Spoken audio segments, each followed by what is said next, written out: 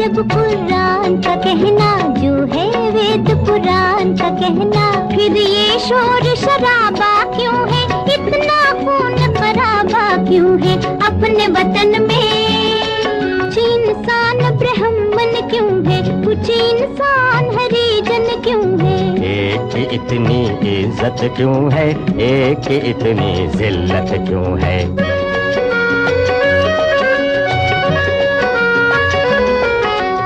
धन और ज्ञान को ताकत वालों ने अपनी जागीर कहा, मेहनत और गुलामी को कमजोरों की तकदीर कहा।